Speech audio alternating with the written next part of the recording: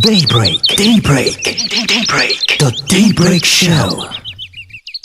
A mood from what's happening generally in the economy. So our perception is not different from the average Nigerian perception, which is basically, yes, lots of cost escalation and lots of issues in energy. The manufacturing is also having serious issues with serious catapult in government policies. Yes, energy is a problem and it's part of the overall issues, but we also have what we call turbulence in government policies when it comes to manufacturing. Also on the operational side, there is a challenge with energy, and by energy it's we are talking of not just PHCN, we are talking of the major drivers of the energy sector, the diesel and even the PMS, which is necessary for movement and distribution. So you have a rising cost in production, fueled by not just energy, fueled by security issues, fueled by policies,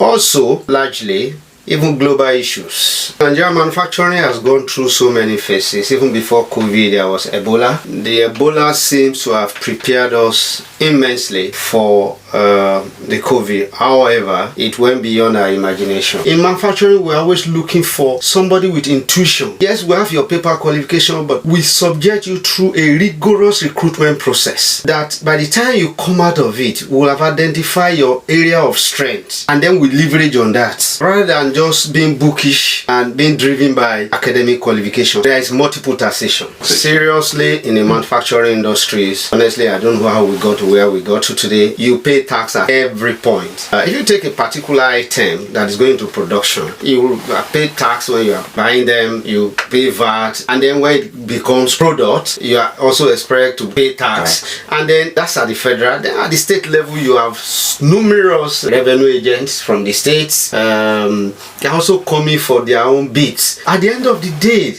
the consumer is there that also is largely impoverished, is largely affected by the dwindling economy. You cannot part with much. I tell you, in those days they will say quality. That has helped us till today. However, quality also go with price. Then there is, of course, high exchange rates. When you talk of that, it's even worsening now. You have war in Ukraine and all of that. And of course, people have talked a lot about our economy, that is not a productive economy.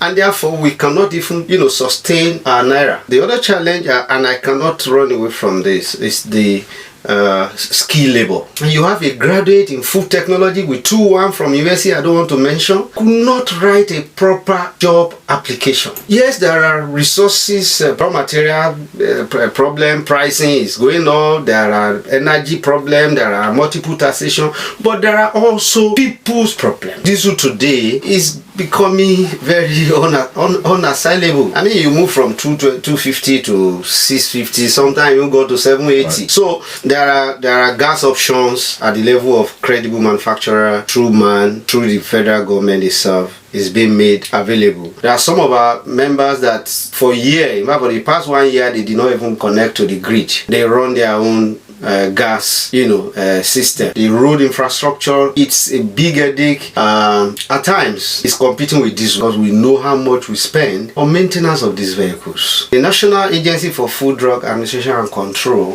woke up one morning and said somebody saw a small boy consuming alcoholic drink in sachet and therefore ban it. And so people who had invested millions of naira in bringing in these machines and who have registered the same product with NAFDAC, who still has valid registration, who had no cost not to invest, you just suddenly woke up without thinking that okay, these people have paid so much money to bring in machinery in dollars and you have a product that is approved for them, yet somebody just woke up and said ban sachet without thinking of those investments, whereas the foreign brands are being allowed to flood the Nigerian market in sachet. That's one area where it's a big headache to us because you are supposed to defend your own people. You are supposed to put, so you can say, okay, we move forward to say, look, government, yeah, we're ready. On every sachet there will be a warning. Give us some kind of moratorium and then make it a total ban.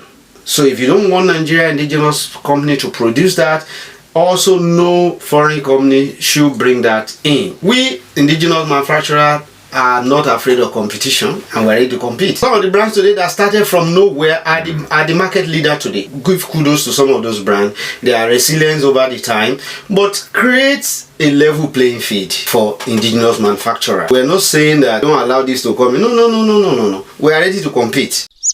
Daybreak. The Daybreak Show.